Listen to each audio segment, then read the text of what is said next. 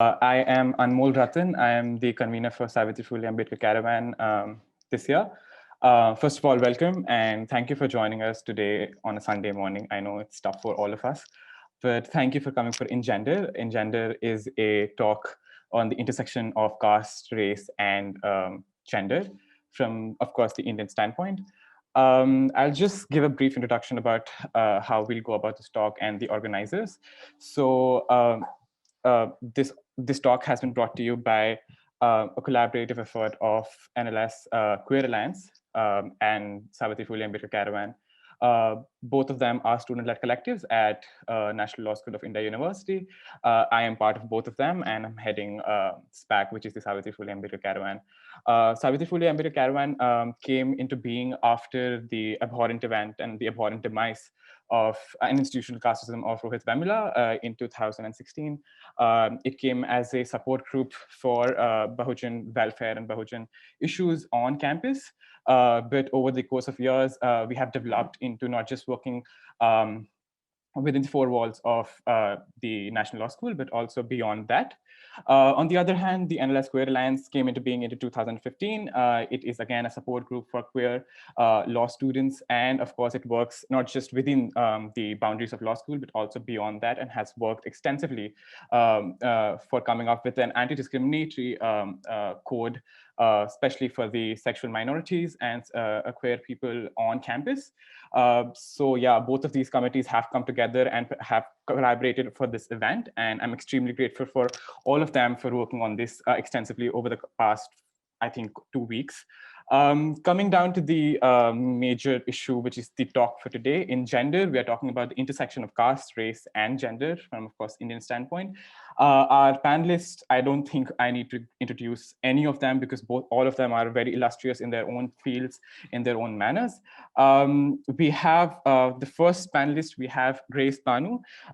She is a trans rights and queer activist, and also the founder of Trans Rights Now collective. The second speaker for the panel is Aro Akunt, again, another activist for the Dalit community as well as the queer community. They are also the founders for Dalit Art Archive and Dalit Queer Project. Our third panelist for today is Pavel Sagulsem. Again, you might know them from the Chinky Homo project, taking the Instagram feel on storm, and also they have spoken for Transforms and multiple other platforms on the issue of race and gender from, of course, the Northeastern perspective. So I'll just lay down certain ground rules for the talk. First of them, of course, being we'll give each of the speakers about 10 minutes to speak and address the audience. Then we'll have, after all of them are done, we'll go on to discuss and open the floor for discussion with the audience. So yeah, I think the first speaker is Grace. Grace, would you like to start with your address?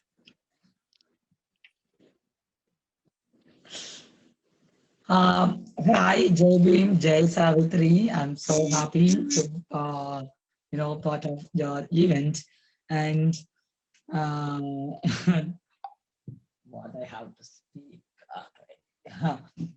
So our topic is the fascism with the trans people movement and the Hinduism and the fascism both are occupied, the minority, sexual minority people, and especially Dalit, Adivasi, trans, gender non-conforming trans people, the persons. We are facing. I'm continuously saying we are facing so many discrimination, in this society because of, the fascism is there and patriarchal is there and the dominant. The dominant means gender dominant as well as caste dominant. The people who are from the upper caste people, they're all, the people they're all privileged. they are having this privilege. And we, from the Dalit Adivasi, gender non-conforming people, we are, you know, uh, we are facing so many discrimination. We are facing, the hierarchy. We are facing so many hierarchy of oppressions. We have to, being a Dalit, being a Adivasi, we have to fight with, you know, the transphobic people, and we have to fight with the upper caste, the casteist people, and we have to fight with the um, uh, cisgender community people, and we have to fight with the patriarchal society, and we have to fight with the um, within our own community. So this kind of oppressions, the hierarchy of oppressions we are facing. So this discrimination, it's continuously happened. The, for example, the Trans Act, it's from the beginning onwards, we are continuously opposing that act. But this government, the fascist government, they forcefully pass that act. It won't give, any upliftment for the community, but it criminalizes the trans community persons. For example, if a trans person wants to get a certificate, they are, giving so many guidelines. It's completely against the community. And uh, uh, for example, the education and the employment opportunity, it doesn't talk about the physical abuse, mental abuse, and the verbal abuse. This kind of abuses we are facing, but it doesn't, talk about this whole thing. They hide this whole kind of abuses, but that's why we said it's not, uh, it's completely empty in the past, but they are that they are saying trans persons are criminal, and the uh, um, and the new education policy. As well as the same thing happened in the new education policy. New education policies talk about the persons and who are doing the education, higher education, the school educations, but it won't talk about it doesn't talk about the the gender non-conforming children, what kind of abuses they are facing, why trans person continuously discontinue their educations, and that trans discontinue education, it's a dropout of the education, it's high. Doesn't talk about this whole thing, and it doesn't talk about the safety and secure environment. Because that is the major issues that we are facing in the school education. We are in the school, in the sense, in the schools, we are facing so many discrimination, the sexual violence, and the same things, the mental abuse, physical abuse, and the verbal abuse. It doesn't talk all abuses. Even a single act or a scheme, it's create for the people, but this government is completely against the people. It's all created for against the people. For example, the CAA and NRC, this all things, the same thing, Trans Act is also against the this kind of the fascist people, the fascist government continuously oppress the name of act. So act, the oppression is continuously happening, but the it's and I have to quote this one thing: the 3 happen. All people are yes, it's a positive judgment, and uh, uh, so many people are whole country are celebrated that 377 Act.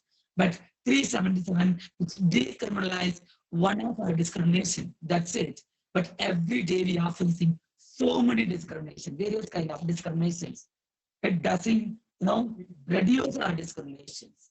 So the people are thinking when the Trans Act was passed in the parliament, it won't talk about it. It doesn't talk about more compared with 377. So that is the privilege. The people who are having the privileged people are celebrating this whole kind of things. But the underprivileged people, the Trans Act is passed in the uh, uh, parliament, but it's very less people only talk about this Trans Act. And even we have to see this the intersectionality people from the Dalit Adivasi community people, we don't aware about this issues. We don't have that much of privilege to access that knowledge. So how many people are putting effort to educate them? What is 377? What is Trans Act? But we did ask many people to educate about the Trans Act and to educate about the 377. But other people, most of the people, they don't, uh, focus on the community, especially Dalit Adivasi community, trans persons and the gender non-conforming persons, because we don't have a visibility space. We don't have a visibility space. We should, because of, we have some fear. Why? Because we have, that is our, we have to create a safety and secure environment for the Dalit, Adivasi, trans persons and the gender non-conforming and the gender non-binary persons. That is our roles and responsibility. So this all thing, it's happened, but I have to, the next thing is, it's when the sexual abuse or any abuses which happen against us, most of the people are keeping silence. Their silence is killing us. Their silence is also, from our point of view, your silence is also one of the point for us. Because when the same atrocities happen against this community, uh, you know, other community people, the civil society people, our voice is the first ones to raise, to give the solidarity to these issues. But when the same thing is happening against us, your people continuously keeping silence. So all the people knew about the Sangeeta's case murder. The Sangeeta was a trans woman, who's a well-known trans activist in Tamil Nadu. She's from Coimbatore district. So she's from Coimbatore district. She was killed by a cis men, but we didn't get a justice till now for the Sangeeta. That man got arrested, and after 15 days, he got bail, and he's surrounding us. He's doing his normal work. We don't have a strong protection act. That's why this kind of issues are, this kind of atrocity, the hate crimes are happening in the society. And the same violence, it's happened in the last year also. Trans woman, Dalit trans woman who was a priest, and Chuchukaran district who was killed by some kundas, and that kundas cut her head and they threw her head in front of the temple. But that incident, it's happened in the daytime. Nobody didn't come to rescue her. So this is the people surrounding us. So that's why every year we are conducting Trans Day of Remembrance. Every year we are asking our sisters and brothers because of your silence. So break your silence. You're also a human, we are also a human. When the atrocities happen against us, at least you should give us solidarity. Solidarity is a minimum support. But you people are keeping silence, silence, silence. So break your silence. Thank you.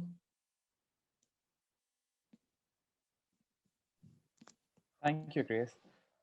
So I think most of what you have said is very relevant for our for the talks that are going to come. So most of us, like especially law students, think that the Navtej Johar ruling or the reading down of Section 377 was really a watershed moment for the entire queer community.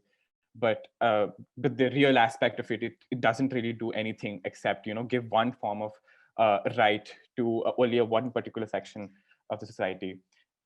So yes, we will discuss more on that. I think not just the Navtej ruling, but also the Transgender Protection Act that has come into being, and also the institutional discrimination in the institution and the lack of sensitivity in institutions, whether schools or corporate firms or our universities.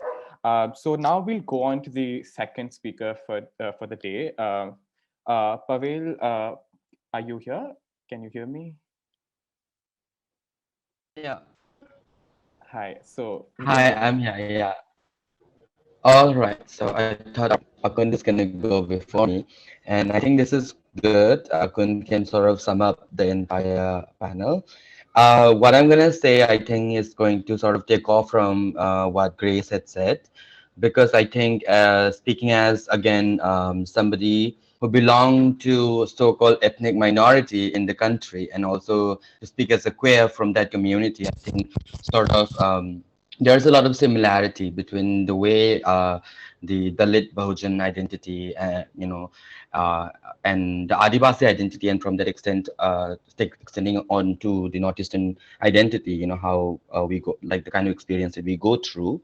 I'm going to start off with certain questions that basically are there, and then sort of take on from there. Basically, some questions are like this, like say, um, these are questions, these are not really questions, these are more like say remarks that comes from the privileged sections of the society. And well, I should also, before I go on and address today's panel, I think I should also admit to the fact that I belong to the dominant community in Manipur. If I talk of Manipur as a region, then I belong to the dominant community there. And so yes, the pretty much the Savarna of Manipur, and that is there. And hope we can also, like, I will try to bring that also into today's talk. But yeah, so when I say yeah, so certain retort or certain remarks that we hear from a lot of privileged people is like rights mil gaya hai aur kya. For example, with regard to the reading down of Section 377, or the NASA judgment, or even when like basically with concern to the third gender wala thingy. At the same time, regarding this transgender protection bill, some certain questions is that, okay, rights mil gaya hai, you have gotten your rights, now what, and also like, or when it comes to like certain conversations within, not really like referring to a certain national debate or political debate or something, but within like our own settings, like whereby say if I'm talking about, say, something very personal spaces like the spaces I inhabit personally. Also, वहाँ पे a lot of, or when we bring up this issue of women, gender equality among men and women, or any other form of equality, a lot of people has this habit of saying something like, "All right, equality dedi or queer," you know, like we are, like I admit, or we give you, like the point is, um, ये equality देने वाली बात, to give equality and all of it, first of all I think it's reflective of the privilege where you stand, where you can just say something like that, you know, just to sort of wash away, you know, the dirt or the guilt, you know, and just say like, okay, I'll give you, or you know, like yeah, I think that is also some way of being a bystander to certain issues, you know, like instead of really putting certain things into action, trying to reflect on the privilege that you have, and hence, like as somebody sitting in a privileged positions, what can you do? Then, but just, you know, recognizing this equality, acknowledging this equality, or just on the basis of certain consciousness is not enough. That is where I'm trying to get at. So the laws are there. So in terms of legality, the queer community has got certain rights. So for example, when I talk of the North Eastern community, chinky, the word chinky, you know, to sort of use that word to, you know, humiliate or discriminate a certain person from Northeast is also, I mean, unlawful at the moment. But what after that? What is that the end of it all? I think even when it comes to the movement of queer movement as well, is that the end of it all? When we talk about a certain movement, when we talk about a certain social change, a certain change that is required in the society, giving rights through legality, is that the end of it, or what after that? I think that is the question. And the question is that if with the legality put in place, I think the sociality also needs to change. And this is why I think Grace also spoke about the silence. Like that's why we need to talk about. That's why today's topic is relevant to talk about. You know, with maybe there are certain laws put in place which sort of determines, which sort of defines which act are discriminatory against certain community, and how it is punishable by certain, you know, like it is punishable, it is a punishable offense, and all those things may be put in place. But without the sociality changing, those legality doesn't have any relevance in our lives. And that's the reason why we need to really look at society, and how does the society still exist? What is the situation of society, right? Even though those legal reforms and legal debates and legality are changing, but how will it impact the sociality, or vis-a-vis the sociality? We also need to take a look at it. And this is why, and so that's why, like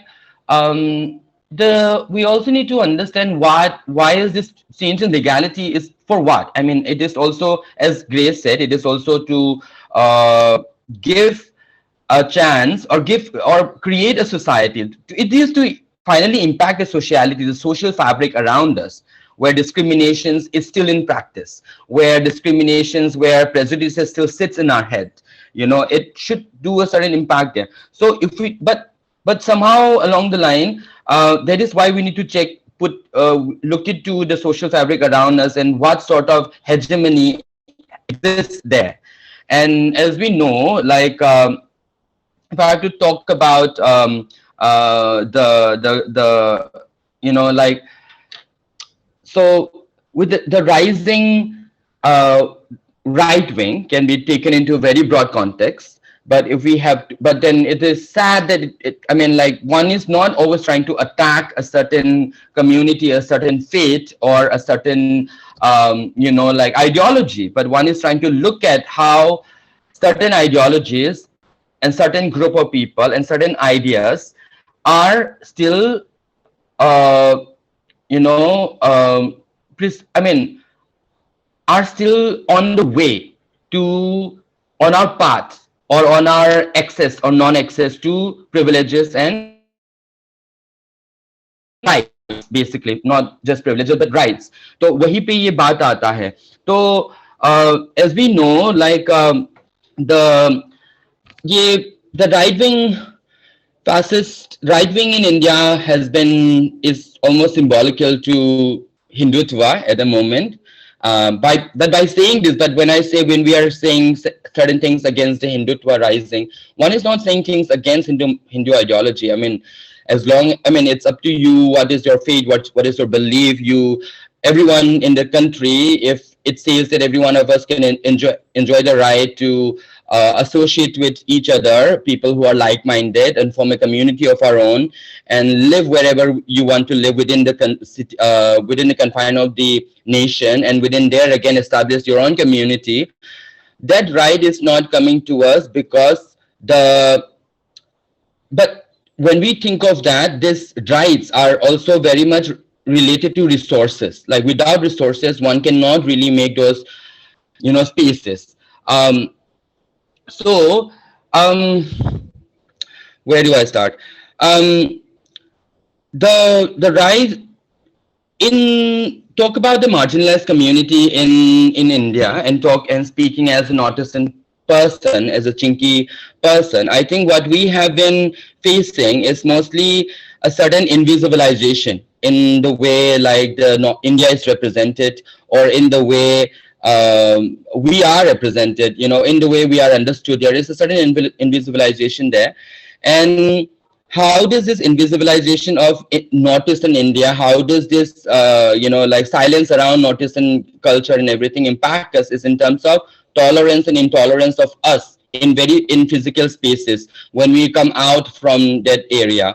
Talk about housing, so, theoretically, we are citizens and we can but are we able to really enjoy those rights with comfort, or do we still need to struggle, like for example, in finding a house, like one thing is coming to Delhi and trying to find a house for myself. First of all, I have to face the a certain suspicion from the community, from the society, locality, because I am a Northeastern person and there are certain assumptions around it. And when they look at me and they realize that I'm a gender non-conforming person, their suspicions increases. So there is a certain intolerance there, and this intolerance is sort of impacted by the rising right wing. Like I think they sort of feed on to each other as much as the Hindutva, the RSS people from the country, as long as they do othering, as they do demonization of other cultures,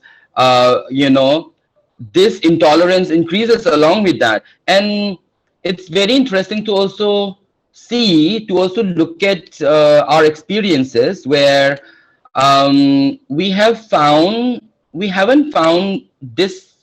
I mean, it's so when I have to compare the time that I have spent in South India as a student and comparing my time here in North India also, like I feel like the intolerance and the suspicion towards us is quite strong here in North India. And I am forced to make a certain deduction that it is particularly because in India, the Hindutva identity holds a lot more power here. And it is the main, like most popular ideology of lifestyle that exists here, because of that. And the pockets where one has felt a certain comfort in terms of not being othered on the basis of my ethnicity has been in places where where Hindus are not the main population, the major population there, or a certain or ghetto places like Munirka or Khirki. I mean, I'm talking about spaces in Delhi, like ghettos where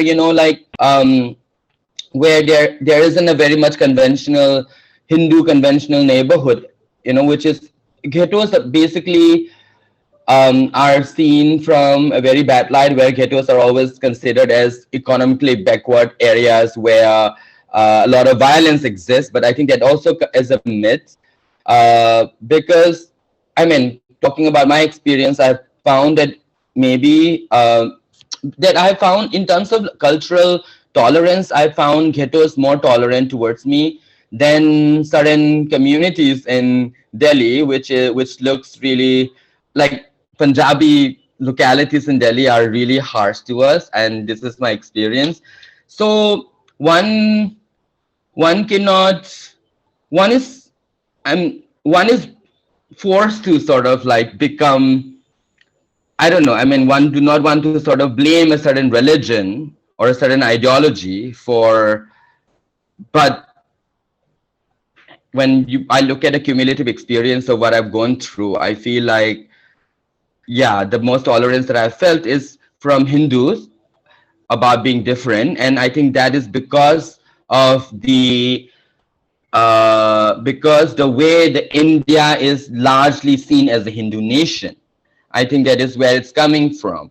And what RSS does is keep that in place. You know, India as a multicultural land, India as a land which represents unity in diversity, you know, like that truth of India to come out. I think it's the right-wing forces and the way mostly Hindutva has gone on to become the right-wing forces in India, and the way they have tried to kept a hold over that their idea of India is what is stopping this country from becoming a multicultural place, from becoming a true democratic country also, for instance. We look at, you know, the parliament, we look at, you know, various positions, various structures, you know, that sort of governs the country, and then it's not so difficult to see that those people sitting there in the seat of power are Hindu and Savarna, upper caste, most particularly. So, so that's why one is, I mean, that's one thing that I would like to say. And another thing that I want to talk about is, uh, I feel like we live in the 21st century world that we live in right now, with social media trending everywhere and everybody with a smartphone, internets and pocket internets, and everybody, you know, accessible to everybody at all. I feel like the kind of knowledges that is going, the kind of informations that their potential of informations being passed around at the same time, you know, like, and how does that impact an individual's consciousness, at the same time the consciousness of the group or a community or a population as a whole is quite, you know, like quite strong, and it has. And so my what I'm trying to say is that the kind of changes, the kind of progressive changes that we've seen in the recent past, certain from the judgments that has brought in a lot of reforms in terms of gender identity and stuff like that. From there to to how much the people, the population, how much the, you know, how aware the population are about various things. For example, how popular is queerness, how popular is the notice now also, like how many people knows about notice. I know that at a certain point of the time when I first came out of home, there was very less people who has any idea about notice, you know, the region, the politics there and the struggle there. But now a lot of people knows about it, and that is because of this sort of a change, a certain trends in the way people consume information, people seek out information, at the same time how people you know, like make their opinions about the society, about the world in general is changing. Now that is also hampered by the rising right wing, because you know, like, so I feel like the what globalization is doing, the access to transport, access to communication, access to information is doing, is sort of helping us build that multicultural, the democratic world. But the rising right wing and the way it is curving public opinions, it is, and the way, I mean, like, when they have been imprisoning a lot of activists for speaking up for minorities, and that is also hampering this us to become the multicultural and the democratic country that we could be, or the citizens of it. Um, One thing is back at home also. I mean, it's not like I'm not trying to say that Northeast is also not ridden with issues whereby we describe their pride and prejudice also exist here in a lot of forms, not just in terms of gender or sexuality, but also in terms of within the community residing there, communal pride and prejudice and privilege and non-privilege and discrimination also exists over there. But what I felt there, certain things that has been changing there in that region also was what I've been witnessing was a certain change in the landscape there as well. I think people were opening up to new ideas and new thoughts around there, and and then and and then people, and then I don't know, BJP sort of entered that region with a promise for better economic progress and development and opportunities. But eventually, what it ended up doing, for example, what it ended up doing is again further a certain cultural hegemonization of the region, um, which is really sad because um yeah, because right now, if you are not so aware of it, um the what can I say, Northeast was considered to be a very violent place in the country, where insurgency used to be the major insurgency was the main violence at certain point of time. UPSPA was the main thing that used to permeate a lot of violence in that region for a long time. But now it's not UPSPA or it's not insurgency, which is the basic threat. It's which is there, which is a basic threat, because what is happening there is the cultural hegemonization is increasing. So people's discontent toward the nation, toward India, the idea of India and the Indian identity is increasing, and but it's sort of entering that region from a very, it's like a creepy crawly stuff that sort of like promised you a more liberal, a more lot of economic prospect. The look east policy and blah blah blah shit karke they came in, and now what is happening in Manipur also, the chief minister is sort of a puppet. Like he goes and says ridiculous stuff. He goes and attends some function, like in like BJP function, and sort of talks about Manipur as part of Mahabharata, which is really stupid. We have a culture of our own, so such kind of indigeneity is also losing there. The hegemonization is increasing, and this this and now, like, any discontent, the same thing that we've been seeing in the country, whereby anybody who sort of like talks publicly, dissent publicly against the government, is also being imprisoned back at home. So this is a new sort of a terror that is there in Manipur, where this is what I've been hearing from people back at home. Like, now people are terrified to say anything against the government. So now, earlier it was the Indian nation, that the army was feared upon at a certain point of time for the violence they would do onto people. But then now what people are afraid of is our own government. But then who is this people who are on government? When we say it's the chief minister, but the chief minister, we have to understand who does the chief minister represent? Does the chief minister represent us, or does the chief minister represent a certain other like thing which is not us? And definitely chief minister represent BJP at the moment, and the kind of impunity that BJP gives to its puppets, that's what's happening there. So I think what is at stake is, if we do not if you do not, as Grace had also said before, if you do not take a close look at the social fabric that is around us and what is happening out there, and if hegemony, if cultural hegemonization, if continued invisibilization of marginalized community, particularly in terms of the certain ethnic identities and their lifestyle, and if they and if they are being continuously demonized on whatever on daily basis, then I feel like this legality, all this thing do not make any sense at all.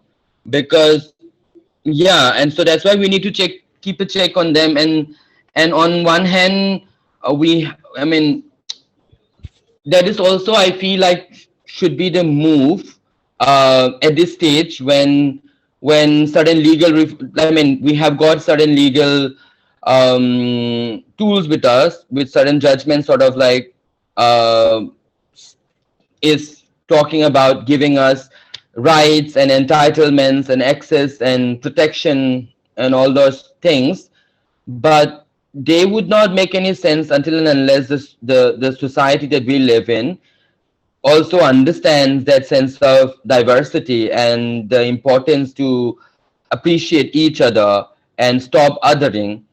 Um, and I think, as Grace also particularly said, like right now, our cultural identity, because you're a Hindu, because you're an upper caste, you know, it could be right now maybe you're safe, but who knows that once all this once the Hindu or the is able to suppress and, I don't know, like curve the voices of the other religious minorities. I think the move will, I mean, and we can totally see it going. Class will become the next angle through which, like people will be, I mean, the power will actually like work along that line. So I think, yeah, people, a lot of, I mean, at that point of the time, your communal identity, even if you're a Hindu or an upper caste, won't matter if you don't have a lot of money at that time. I don't know what I'm saying, but so yeah.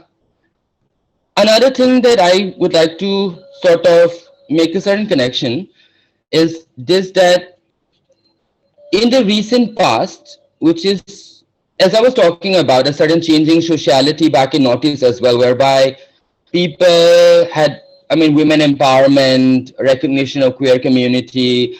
If people were coming out, and if women empowerment and gender equality was becoming a very popular, were becoming one of the most popular public propaganda in that region, and if queer communities were coming out and finding safe spaces within that region and all of that, if that was happening, I mean, that was happening a couple of years ago, and I would consider that as, like the society moving towards a more progressive, a more welcoming, a more inclusive, becoming more inclusive.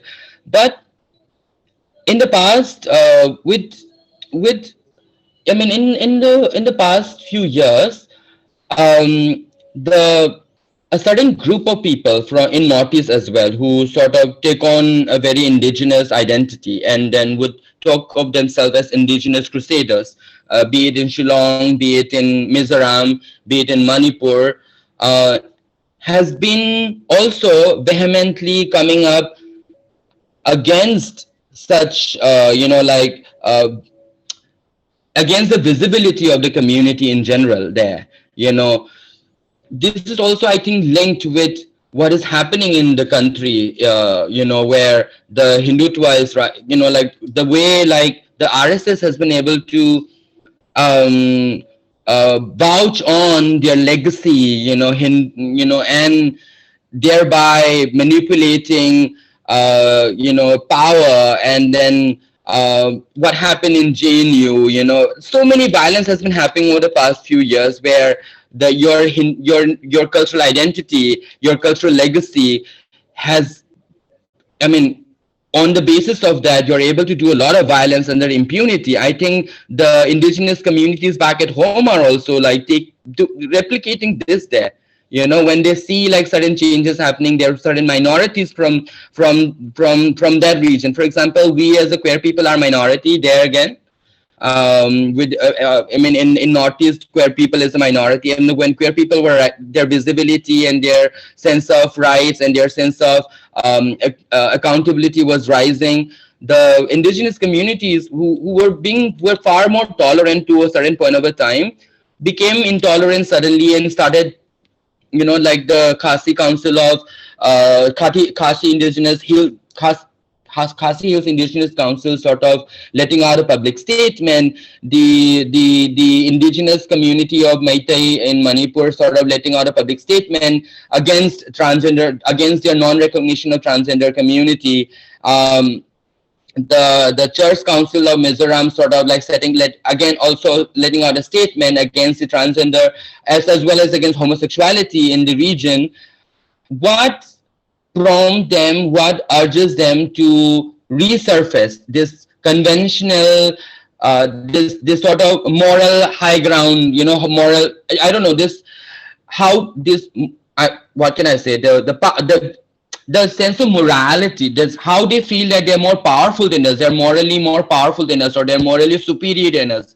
What reinforces this again? I would always only have to account it to what's happening in the world in general, and then what was happening to the world in general. The Trump is now out, so that is a good thing. But what is happening in India in general also, about how the on the basis of Hindu nations, Hindu to RSS gang has been doing a lot of violence, and then I think somehow these are all connected. And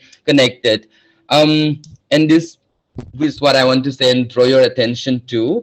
So yeah, over to Akunt. Thank you, Aro. Would you like to go? Yeah, yeah. Thanks, Pavel. Thanks, Grace. It's actually when the panel started, it was around 7ish in the morning. I'm currently in Germany. So I might be a bit out of it, but there's so much to chew on and so much to touch upon. But I feel that so much of it is also a part of public discourse, and I feel a lot of it can be taken up in the question and answer round. Uh, I mean, like, when I was approached for the panel, I didn't know what I could offer because both Pavel and Grace, I've been following their work and I've known them for the past 3 to 4 years. And I'll still try. I think where I would be useful would be to coming in from a student's perspective because I'm still enrolled in a master's program.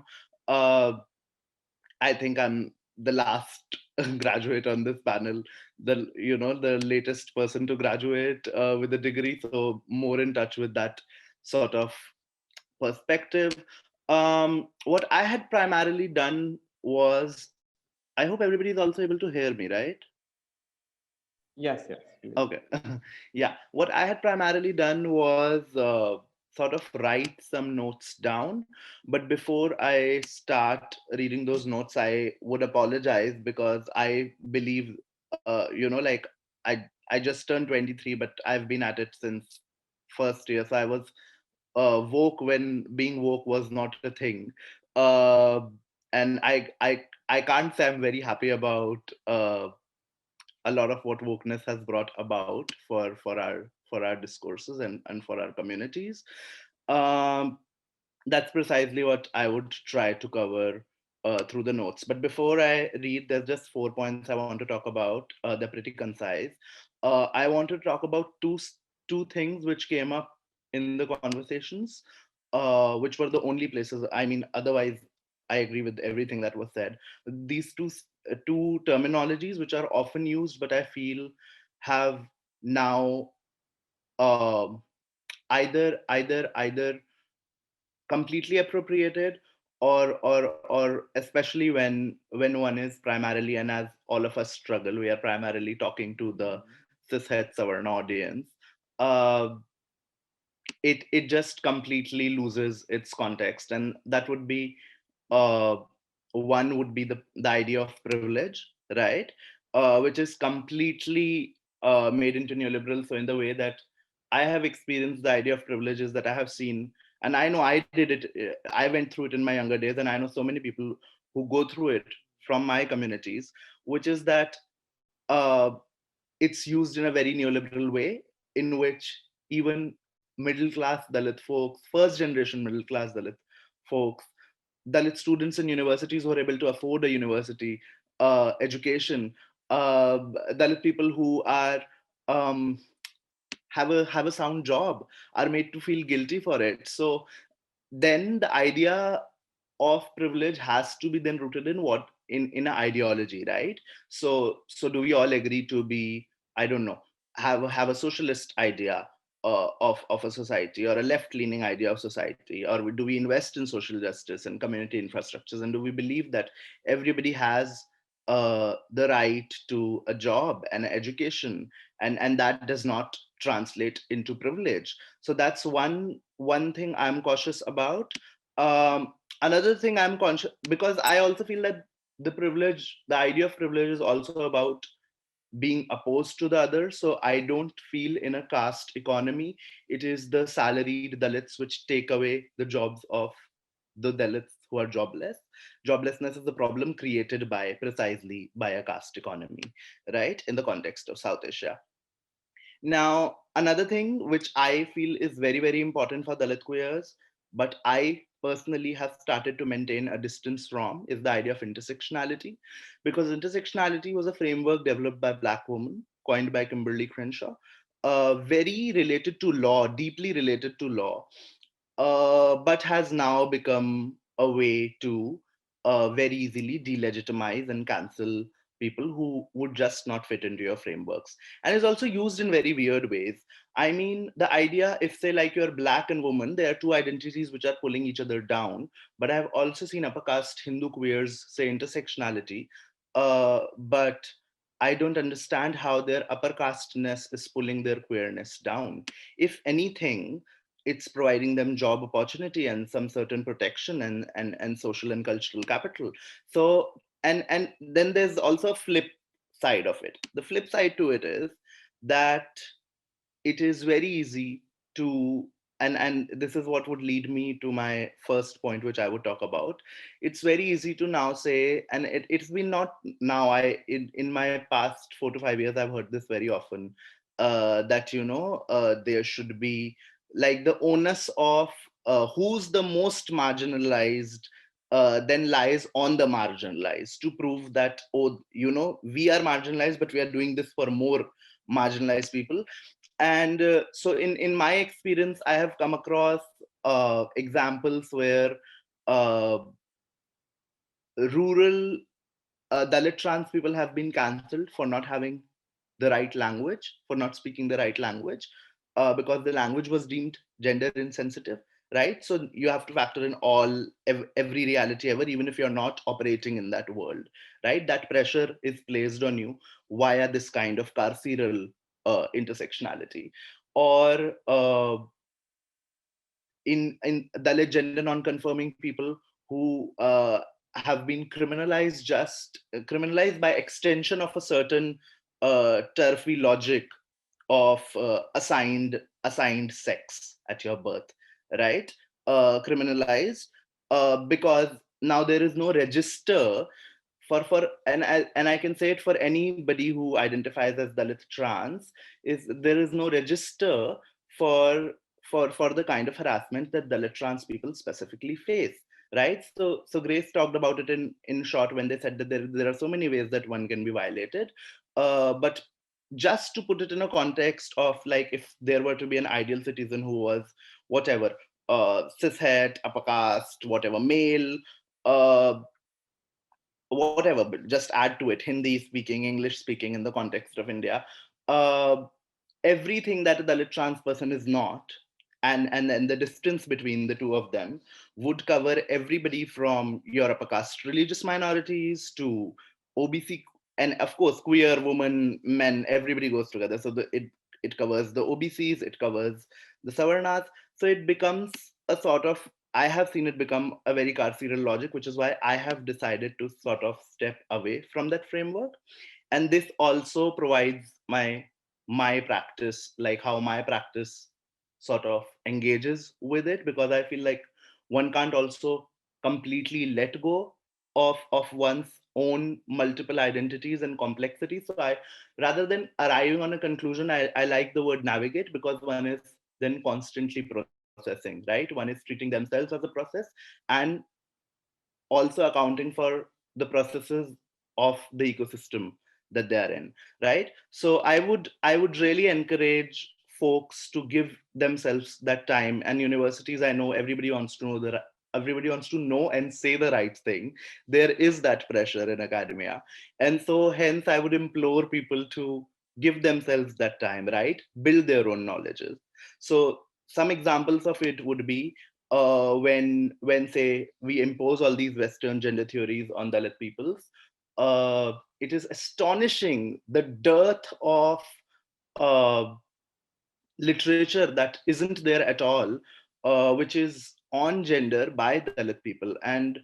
Uh, b- and I'm talking about everything, right? So a lot of queer theory in the West has relied on saying that because women were considered lesser men, the gender binary never historically existed. But if, say, if this same logic was applied to caste, then Dalit people are still not considered human, were never considered humans, were less than humans, were inhumans, were dehumanized, right? Our existences were dehumanized and are dehumanized in so many ways. So, where does it leave the gender binary here? Where does it leave the application of the understanding of gender, the Savarna understanding of gender on us? Where does it leave the room for so many of our castes, which were enslaved by upper caste people, are enslaved by upper caste people, to devise our own language of gender? And in legal cases, if one were to think of it, then one would realize that on policy level there isn't a single program to look at, uh, like a sex education, like a comprehensive sex education program, which is disseminated to Dalit folks, made by Dalit folks, which deals with Dalit masculinity, Dalit queerness. There just isn't. It's not an agenda. It will never be. But on the same time, you see so much criminalization, right? So anybody who has a background in criminology or is interested in uh, the politics of decarceration would know that so many of people who languish in prisons happen to be Dalit and Muslim, right? Uh, but there's also another reality to being Dalit, and the way that law and sort of gender would fuck you up, which is that, of course, many of you might know that one can use an atrocities act, but might have to let go of POXO, and one has to sort of choose Dalit children, Dalit women, and Dalit children are also just not girls, right? They're also boys. So cases where things have been inserted inside their bodies, the image of Una whipping, where Dalit men were stripped and whipped, right? Uh, they are not the popular imagination of how we imagine men in any society to be. And that just shows you what the kind of impact it would have on queer folks, women, and children. Right? So it's very important to sort of build your own knowledges and give yourself that time.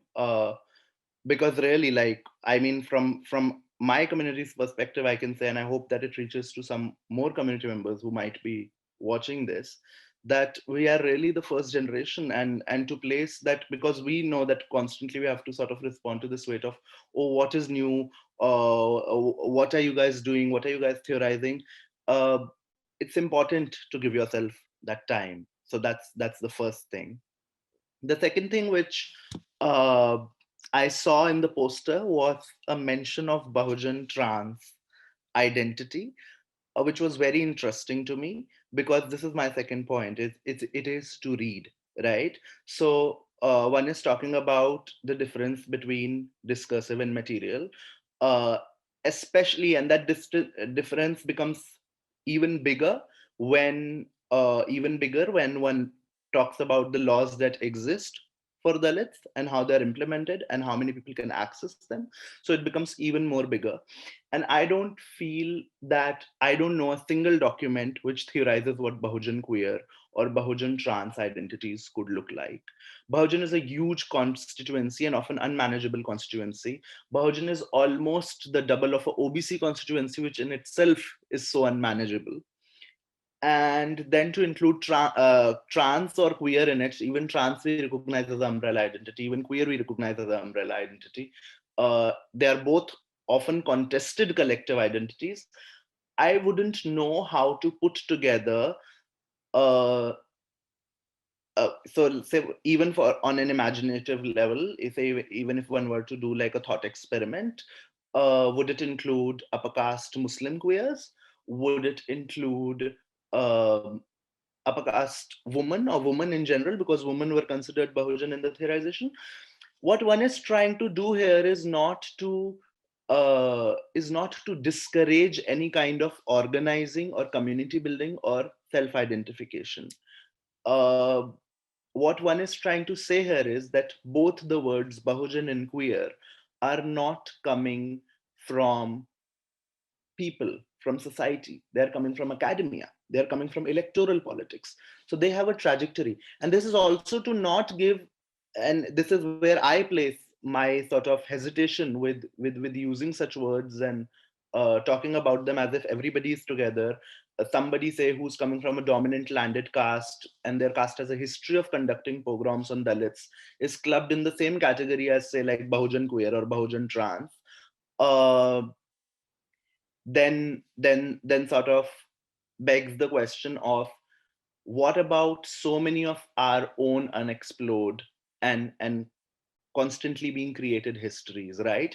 Is this not a kind of a epistemic violence where one is being sort of forced to work in a dubious framework in the name of solidarity, in the name of movement building, uh, where over oral methods or over community histories, these kind of macro narratives are being given precedence. And who are these macro narratives being given precedence for? I don't know a single mobilization under the banner of Bahujan queer, like not at least a mobilization, embodied mobilization, on ground, sustained mobilization. So largely what I have seen these terms work in is in spaces where one has to tick certain boxes, and those boxes could be anything, right? It could be pinkwashing, it could be Hindutva. But what about our own? What are we doing to sort of build these spaces? Which leads me to my third suggestion, and then I just have like a last comment.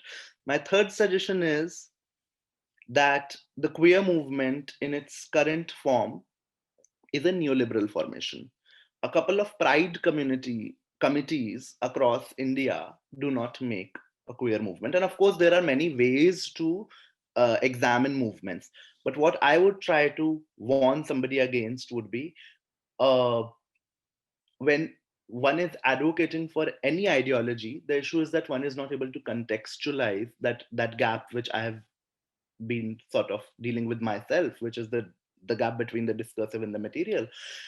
And also it doesn't allow us to work in the inconsistencies. If so much of our energy is going to go into defend and respond to what is Bahujan, what is Dalit, what is Ambedkarite, then where is the time to create? Where is the time for community? Where is the time for care? And so to have that idea of respecting the context of people and working and devising strategies in certain spaces then becomes really important, rooting it in some praxis, right? um and I really, like, my heart goes out to anybody who's in any Indian university, because we know the kind of crackdown which is happening on Indian universities. We know the kind of surveillance so many of us in. We know so many friends of ours who are languishing in jails, right? uh, which is precisely why I wanted to sort of bring this up, that, I think everybody who's sort of not the ideal candidate, as I described earlier, build certain amounts of resilience, right? So it's not like, and somebody told me, and I was a bit angered, somebody told me that I'm a product of Ambedkar University, and it ticked me off. I get why they were saying it, because people say this, right? Like, whatever, Arun Jaitley is a product of Delhi University, etc., etc. I get why they were saying it, but I especially feel like, having experienced universities as a space of institutional casteism, uh, one knows that, not only the fact, I'm not talking about some university doing something intentionally. I'm talking about the very structure of it, right? Who teaches for whom, who arranges the knowledge? That is the fundamental question which I am raising here. So one knows that folks like me or Pavel or Grace have not emerged by design from these spaces. We have emerged despite these spaces, right? So it's very important, I feel, for students of our communities to know that a university is, because I have seen so many people experiencing that heartbreak, that there is a community out there, there is community spaces possible, which will shield us from these spaces, and these spaces should not be the end of it. And I also, when I say this, I also understand that kind of being pinned down by a university, if you fall through the cracks, where, say, somebody like me had to constantly build a certain rapport between the Dalit groups and the queer groups and the artist groups and the academic groups. But then one also realizes that, as I said, that you yourself would also then be navigating, and as a process of it, uh, you might generate something which is completely your own. So, for example, something which I am also very critical of, this kind of clubbing together of caste and race, for the simplest reason that there's a lot of work there to be done, not only in caste and race, but also in caste, race, and indigeneity, especially in the context of South Asia. And I don't feel that they come together and everything is fine between them. There are tough conversations to be had between them, but the idea of such panels is then also to enable those conversations. And possibly panels is not the best way, because I can't see any of who I'm talking to, and I feel like I'm talking to myself, which feels so narcissistic. But then this is the new kind of COVID intimacy we are in. Last but not the least, something on behalf of the project, either the Queer Project or the Art Archive, which is also a collective of Dalit artists. I would want to say that, you know, I've already said that it's not a culmination. It's a space where multiple voices intersect, a chorus sort of emerges. But one is then also to think of, despite, say, for example, even like somebody like me and Grace, who are both asserting around caste and queerness, belonging to very different worlds, very different realities, the stories of our castes being completely different, we know that there are forms of systematic harassment we face, and now harassment for us cannot be separated. There's no way that one could harass me sexually without me having to explain that there's a caste dimension to it. Or it could be around the lines of ability, or it could be along the lines of access. It could be many, many other things. So in the project, we have realized as a chorus that all of us are coming from a place where we have been subjected to various kinds of harassments. We go through various kind of sort of structural, institutional, interpersonal, and internalized casteism and transphobia. And not only that, one also does not have access to spaces, which is what the project is trying to change, or the archive is trying to change. One doesn't have resources of their own, which I also mentioned briefly when I was talking about filling in those gaps in knowledge through sort of programs which are made by us for us. And last but not the least would be if I see a lot of liberatory potential in just being able to see somebody like you, because I wouldn't have said Dalit queer if I accidentally did not stumble upon a few Dalit queer people, and I really accidentally stumbled upon them. I wasn't even there for them because nobody knew them. People actually knew somebody who was a upper caste queer person and who spoke amazing English and is a very good friend now. But at that point, they were my professor. So it's that if just seeing oneself, which is also a way that caste apartheid works, which is also a way in which in which a majority of our country has been deprived, uh, can also lead to alternative imaginations within law, right? Because law also relies so much on interpretation. And I know I have never seen Pavel and Grace say that they're artists, but for me, they are artists also. And as they are activists, and their point of view is so, so important for academia and indispensable even. And so on that note, I would like to end that, if anything leads for people to be able to see themselves, then there's definitely you know a liberatory potential in it, and a potential for sort of radical frameworks to be devised around it. Thank you, Aro. So we are done with the address. We'll now open the floor for discussion and Q&A. Any of the people in the audience who would like to ask questions to the panelists, could you please raise your hand and I'll just call upon you and you can have the discussion and ask your questions.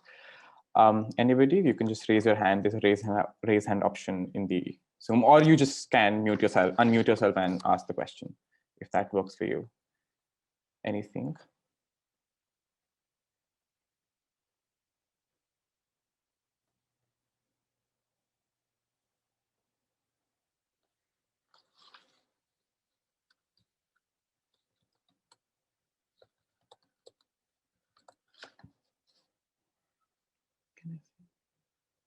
Oh, this Anusha, you can unmute yourself. Am I audible? Yeah. A very good afternoon, everyone. I love this session. Thank you for conducting it. I have a question for Pavel. There was a lot of xenophobia that people from the Northeast experienced, especially when Corona first hit India. There were people who were spit on and everything. It was a very terrible situation. I felt really bad about the whole thing. What do you think we can do to create a more inclusive space for everybody?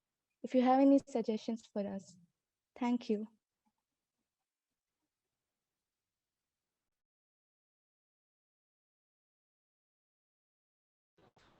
All right. So many things one can do. I don't know where to start, but yeah, I mean, that is also something I even myself faced it in Delhi, been walking around Delhi as this out and proud queer person, trying to be, and I don't know, the sense of security, trying to sort of garner the sense of security and sense of power. But then one time I was also walking back home late in the night during COVID. I mean, little bit of social distancing ke dauran, we and a few people used to still get together because the northeastern identity became a little bit more overwhelming to bear during pandemic. A lot of them went home and few of us remained here, who thought we will still like just get through it here. It became a little too difficult. I think the sore eyes and the othering and the suspicions became more. And yeah, so when it comes to creating an inclusive space, I think what is very important, I think, is what I will draw from what Akunt also said, because most of the time when I mean, most of this effort, I'm gonna respond broadly. So most of this effort about creating an inclusive space for so-called marginalized community, be it on the basis of gender, be it on the basis of sexuality, sexual orientation, or on the basis of religious, identity. There is always this underlying subtext of the ideal, creating an ideal queer citizen. Like, for example, if we talk about, so that I think needs to go away. Like, the also it's also very self-congratulatory, right? I think that is so like as what Akun said, like when you do something to make an like when you try to create a certain event, or when you are organizing a certain panel, or now it's mostly very mostly so internet congregation is happening. But even when we talk about the time when physical congregation was possible, and we're trying to create spaces around it and stuff like that, I feel like when I walk into those spaces, there is a certain expectations to be of to to be an ideal person, to be an ideal queer person. I think that sort of needs to be taken away. Like, you by speaking of for a queer identity, by speaking of for a marginalized identity, one is not doing anything. One should not look at it as doing something extraordinary. I think it's that is due for everybody, like. And even I should also do the same. When I'm saying this, I'm also considering myself, like, identifying as an activist. I think for a very long time I also used to sort of feel that benevolence, that I do this for the community. मैं human rights के लिए ये करती हूँ. But I feel like that benevolence is something that needs to go away. I think that sense of benevolence, that okay, because I stand up for some rights and I am a better person than the other, I think that set of notions should go away. I think that actually, so all this, Anusha, we've been hearing about this thing, right? Creating an inclusive society. So many things has been done. One, as Aro said, if we do a certain ethnographic study of it, it will itself lend, it itself is a big piece of history and big piece of work and big piece of resources being pumped into it. But why hasn't it really why hasn't really bear fruits for us so far? Why the xenophobia still exists? Why the society is still not inclusive? Is because in some point or the other, who do we I don't know. I just feel like it's most of the time it just became self-congratulatory for those people who are doing such an effort, but rather than it really impacting the society in general. And I think that's because, yeah, so we also judge when we say we're opening our spaces to queer people, then we also need to ask ourselves, who is this queer people that we're opening our spaces to? And most of the time we're also looking at people who will fit into our sense of, our ideology. So it's also it is not, I don't know, like, it's really sad where to begin. So tired also of trying, I'm so tired to just say something like, we're all humans. I'm also just as human as you. I don't know, like, just so dumbfounded, when you are faced with this question at this time. And I just feels, that is basically the answer, right? That we're all human. We should all try to sort of try and connect to each other in terms of the kind of atrocities that we face. And yes, the identities has been like theorized in order to sort of get an objective understanding of the kind of violence happening around us. But it's not just limited to that identity, right? Violence can happen to anybody at all. So I don't know. I don't know what to say. I feel like more and more informations about that is what is the key, to forgive.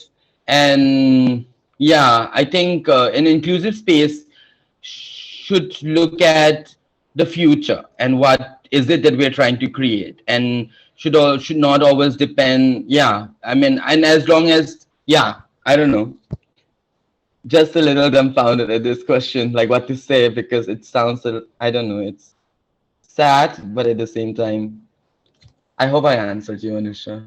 I think Aro or Grace can also sort of help in there.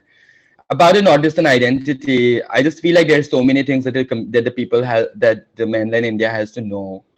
Um, and yeah, and like yesterday, one of my friends just commented on something like, those people who does hate violence will do, and I think there is a lot of truth in it. Like, does education awareness, like campaigning around it help?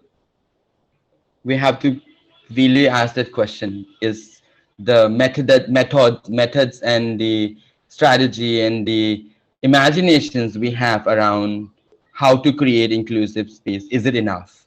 I think that is the question which we need to look at. And as what Akun said, like, it is not so, one can just say it's because there's a lack of awareness, that's why people are doing this. And one can just say, oh, people are sitting on their privilege, that's why people they are doing this. I think it's time for us to take a more closer look, and mostly like self introspection. Where and when do I do what, and accordingly try and understand the other person. Yeah, I guess I don't. Yeah, I think Akun wants to say something. I know I was a bit scattered and I missed a couple of points. I was just typing them and sending them on the chat group for people to read. Oh, so we have one more participant. We have Mehak. Mehak, you can ask your question. Yes, hi. I really liked your talk and what you spoke about. I think Grace has probably left the meeting, but their opinions were also quite interesting. So, my question is around cinema representation, and this is something I've been thinking about myself since quite a while, because in the context of that, maybe things like books and all aren't as accessible as cinema is, and people get really influenced by it. So there is this space where there are things like Netflix, and which are limited, right? Their approach is very limited. And then there is mainstream cinema.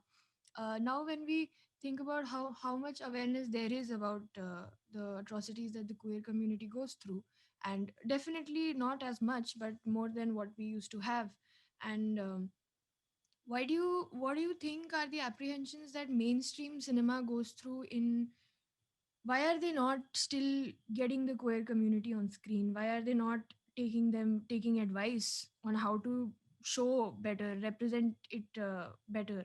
And what do you think, are they still in the structure of people judging them, or not finding the queer community important enough to be showcased and represented on a large scale?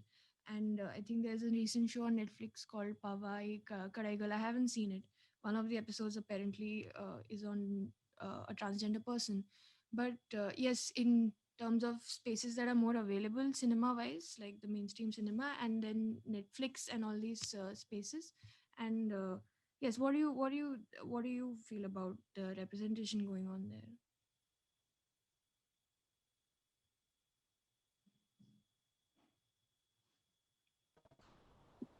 Pavel, do you want to take this?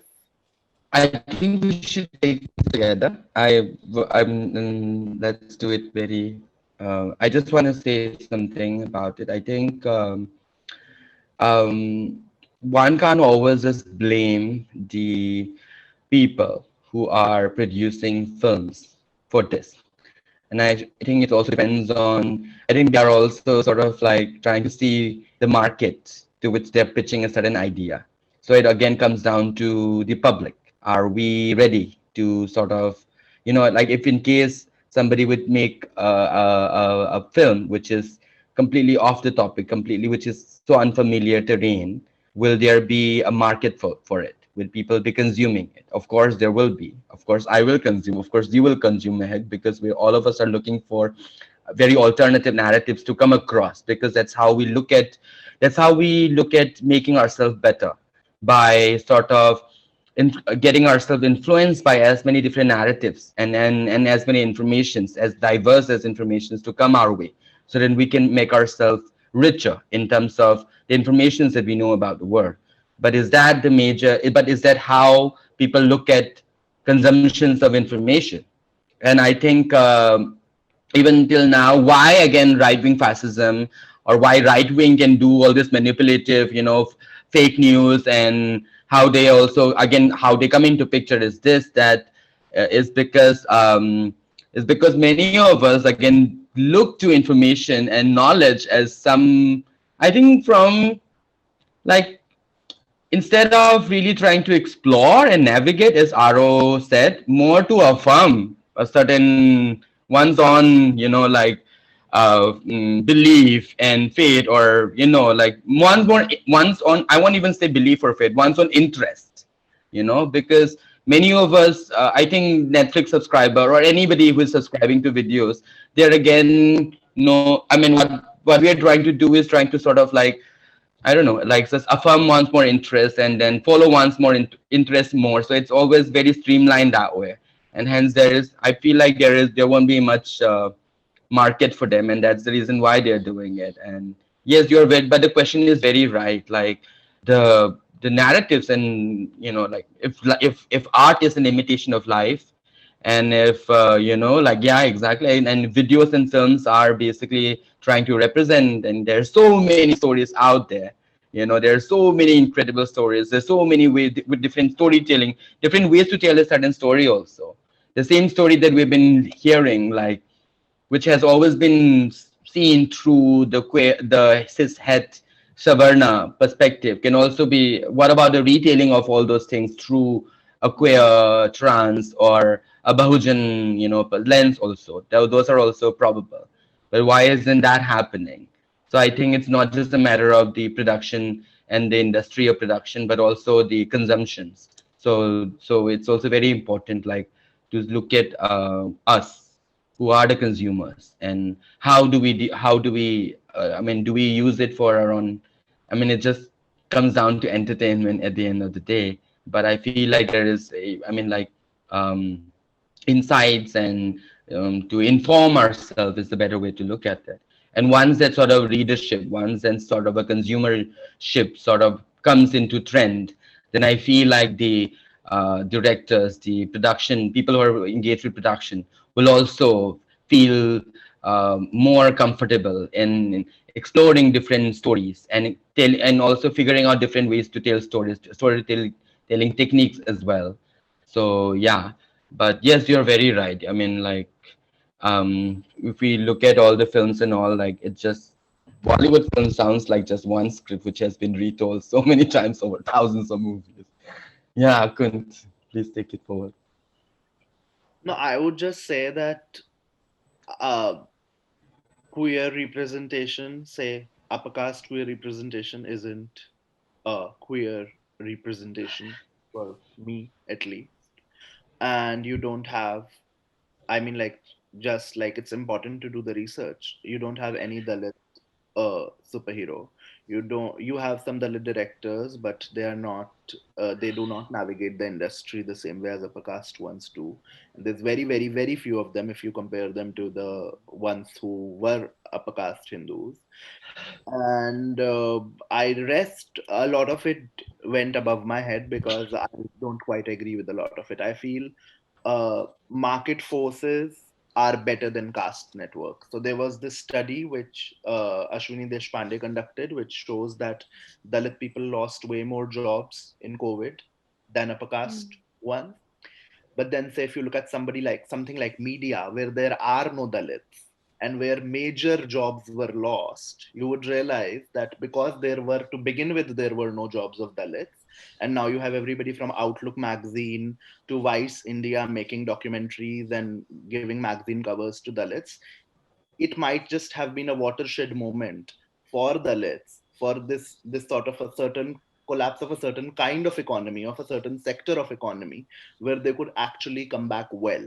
So I actually know of Dalit filmmakers whose movies do exist. In fact, Dalit filmmakers whose main protagonist is Dalit queer in their movie, whose movies exist on Netflix, and Netflix has made it possible for them to get that money. So I don't feel it's that black and white in terms of the industry.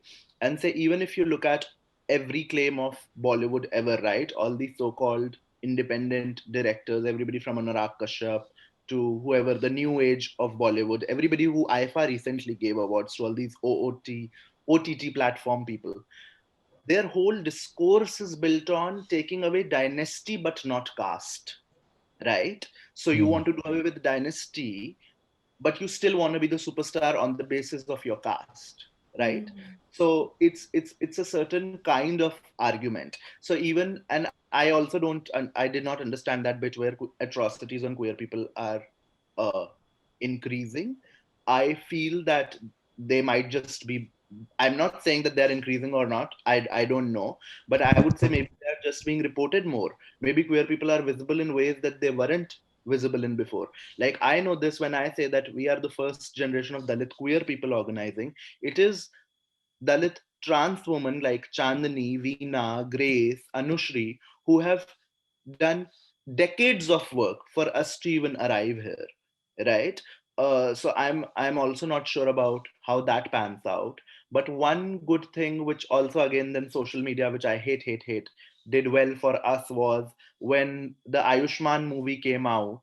Uh, they were supposed to be both upper caste, but then after a lot of halla on social media, they had to change Ayushman's father's caste to of that being of a backward class in the movie, which is why Ayushman's father's story is like not there. It's just there in two scenes or whatever. So they had to make changes to the script to not have a only upper caste pairing. So I feel there's both up and down in that sense. As for that movie which you mentioned, I think it's called Pavai Kadigal. It's Tamil movie. I have watched the anthology. The saving grace of that movie happens to be Vitri Maran, who's the only part of the. And there are two movies which treat queer people horribly. One of them makes them pretend that they are lesbian to escape a father who will kill them. A lower caste father who was also supposed to be using in one place intercaste marriage as a tool to, make his career, but also at the same time gets his own daughter Honor killed. And then there is the first one, which is just horrible, which is again a Muslim trans character who's just killed because the man he loves falls in love with his sister, and then the man also has unrequited feelings for this Muslim trans character. So their only job in that whole episode is to die. But I would say for like a largely cis audience, not to you because you have asked this question, but to like a largely cis audience, why does this burden of watching our own people dying or people like us dying, watching them and then having to also answer for it, come and fall on us? But I think that it's like universal, right? Like, I don't also want to switch into that language of, oh, we are all humans, so everybody should feel bad when something shitty happens. We just keep on dying for the weirdest of reasons. uh so yeah, I think it's for audience to watch and hate on. We can just chill, we can just tune out and focus on the fact that Vetri Maran did one decent portrayal, and a lot of the cast of that anthology was people who Paranjit had centered in his work in Kala. So let's not take away that contribution also. Yeah, that's pretty much it. You guys, thank you so much. Any more questions?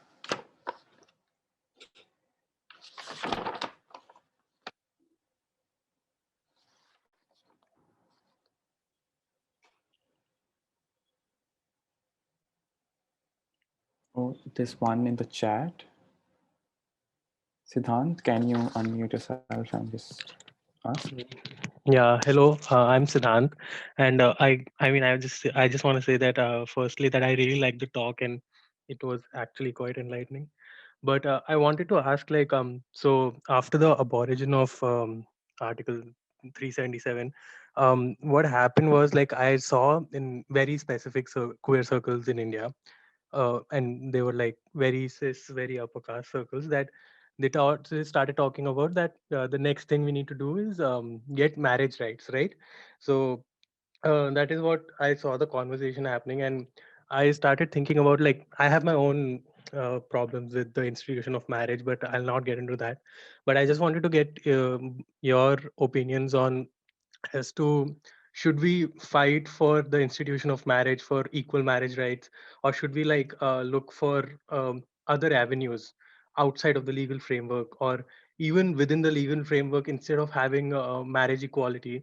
Like, I mean, there is a lot of appropriation happening there, and there is a lot of caste hegemony in marriage too.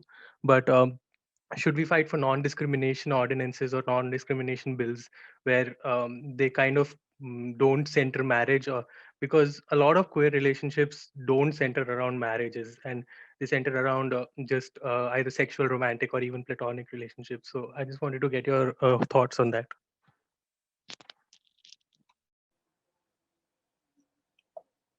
Just to add on to that, there's a petition in the Supreme Court right now for equal marriages for The gay. Hindu Marriage Act, right? Like the one which is supposed to be included in that. Yeah.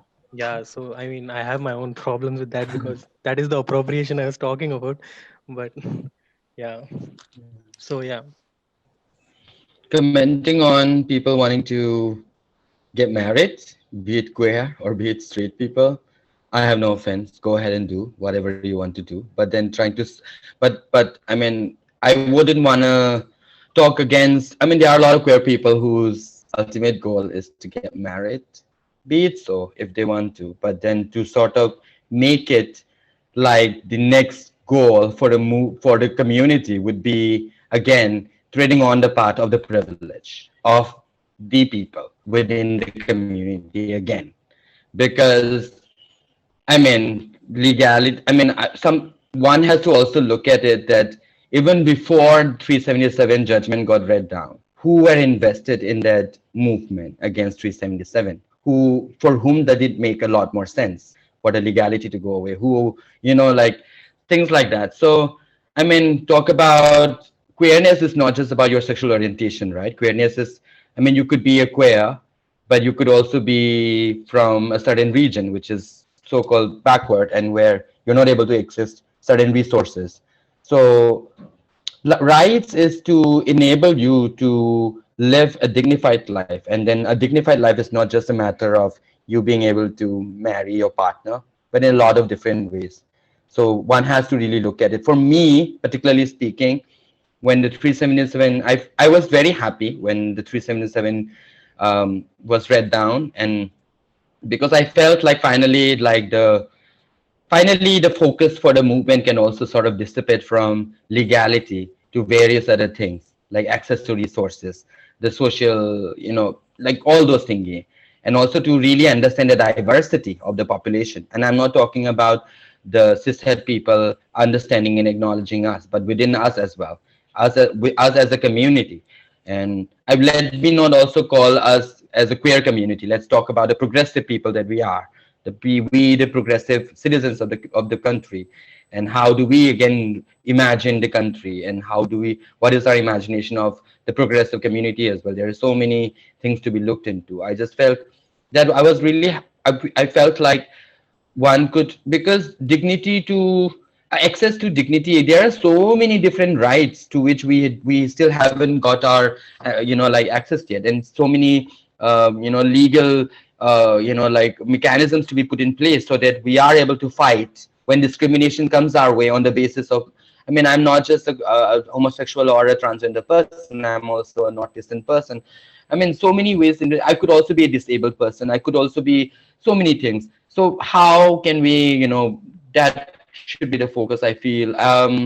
And I was very disappointed when that sort of thing came up about marriage equality as the next goal. I just felt like that was stupid and completely off the point of why at all we are fighting for, like legal rights. I feel like once you can assert your identity, without the fear of being incarcerated on the basis of your sexual orientation or your gender identity, I felt like it was a way uh, to speak up. It was like an indication that okay, I don't have to be fearful about my to being criminalized or being jailed for my sexual orientation. But I felt like it would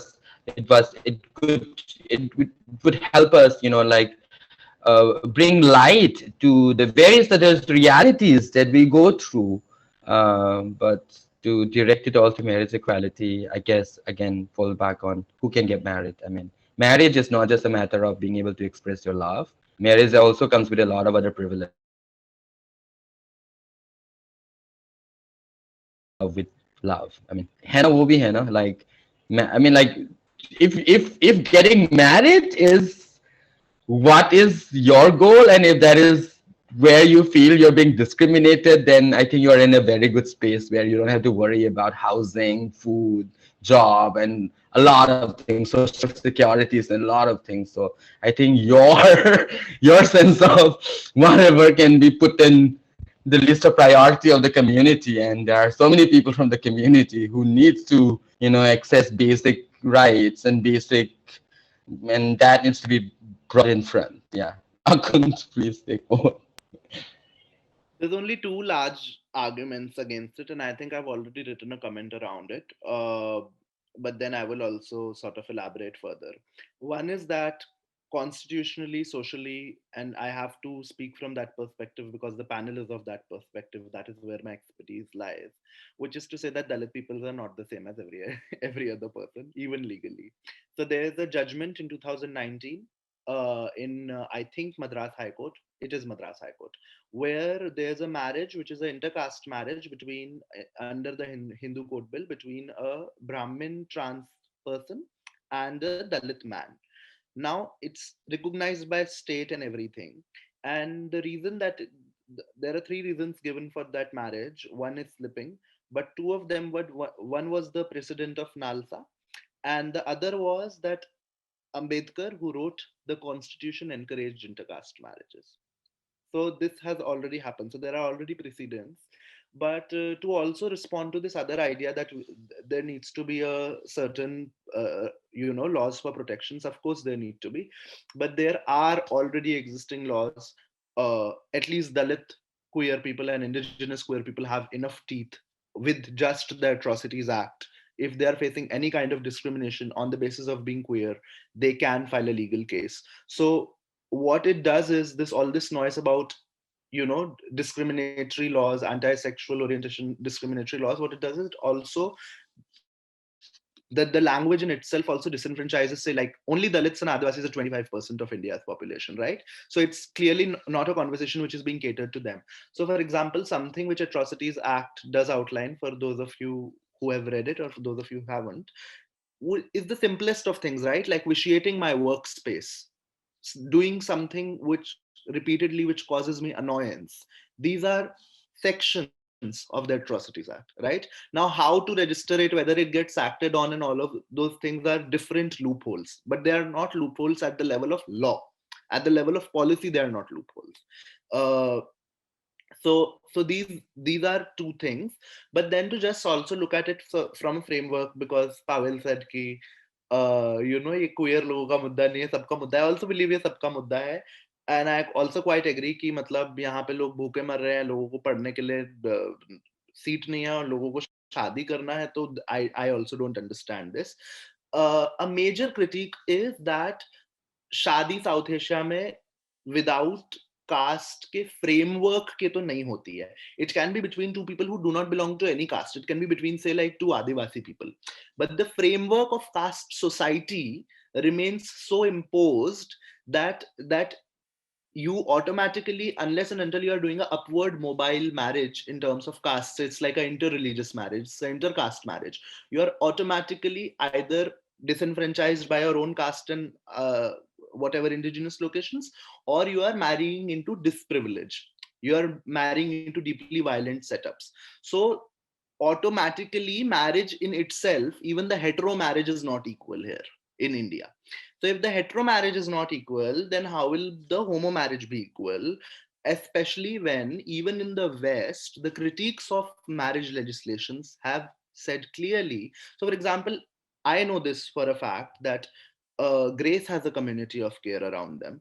I know that Pavel has cared for a younger self of mine, and I know that I care for so many queer people. And us caring for each other is not contingent on us sleeping with each other or experiencing any romantic feelings necessarily, or exclusively experiencing those feelings for each other. So then, if, say, somebody has taken care of me all my life and I want to leave what I own to them, then why is it not done the same way as it is done in, say, like a quote unquote marital monogamous setup, right? It also imposes a certain idea of monogamy, right? That automatically it's a unit of two. So those are questions which any progressive politics, any universal politics would have to deal with. And not only, it's not something you deal with कि अच्छा ठीक है दो लोगों का दे दिया, तीन लोगों का, पांच लोगों का.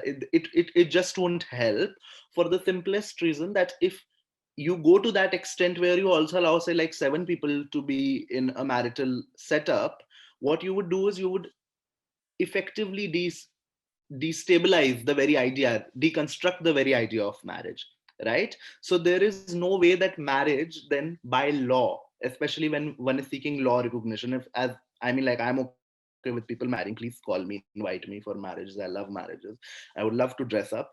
But I don't think there's any equity in marriage. Yeah.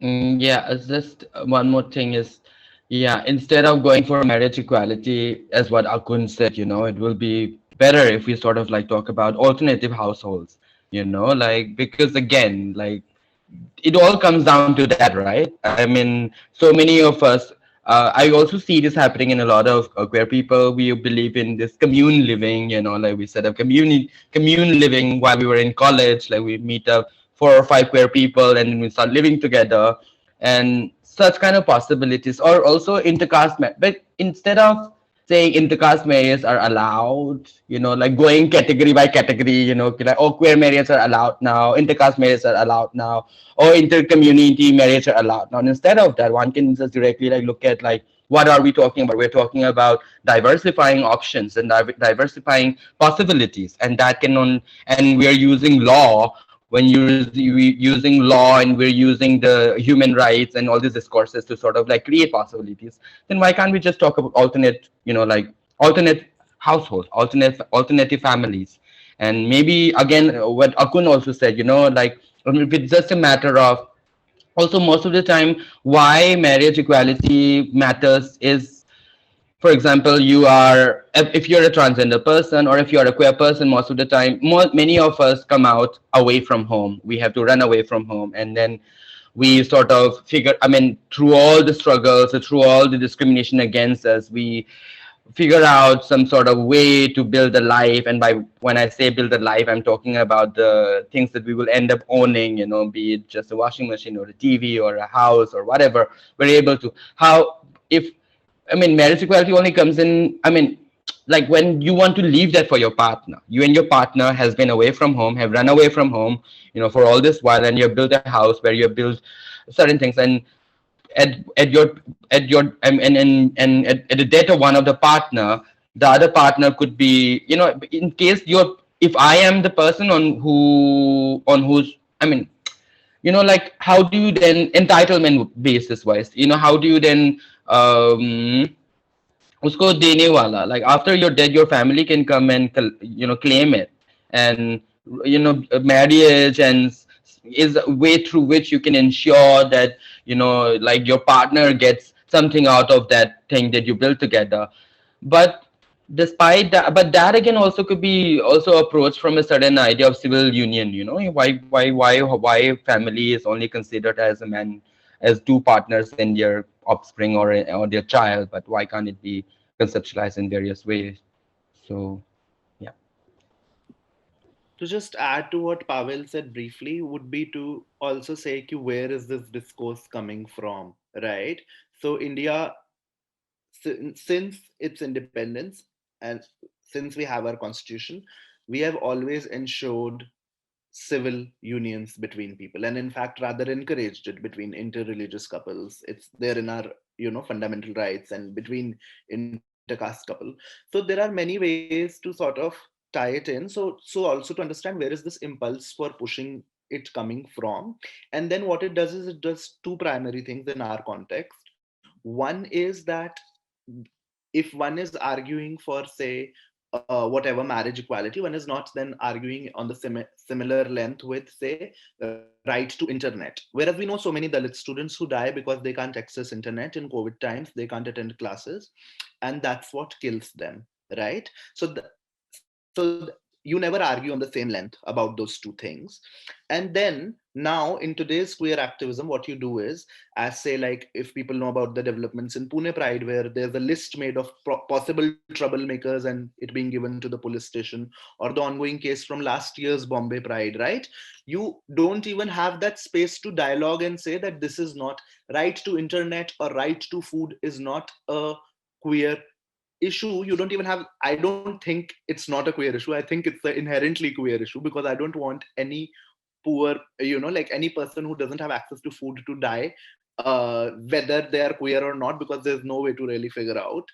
uh, but then it's actively also used to criminalize this kind of push and this kind of lobbying, which is invested in by so many funding bodies. So now all this legal idea and policies one sees, they are no more being conducted just on the basis of parliament and what our judicial sort of social legal system is, but it's also being driven by corporate funding. It's also being driven by all of this sort of Western words. So many of them, like MSM, so many of them, words which we use every day, are just literally transplants of these big foundations, of these multi billionaires, right?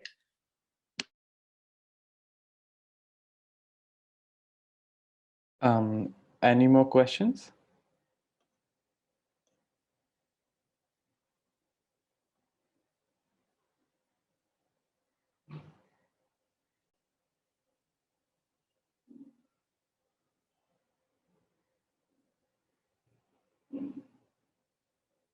I don't think there are any.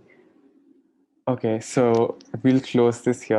On behalf of Savitri Phule Ambedkar Caravan and the NLS Queer Alliance, thank you so much for joining us today. Thank you, Aru. Thank you, Pavel. Thank you for doing it on such short notice. And Aru, I apologize for waking you up so early. I really didn't figure out the time difference before making the posters and everything. We'll keep that in mind for next time. Thank you so much for joining, everybody. And it was great having you all here. I hope to have you all again, maybe on campus, to have more discussions on such issues. Thank you, everybody. And yes, so thank you. Bye-bye. Have a great day. Have a great weekend. Bye.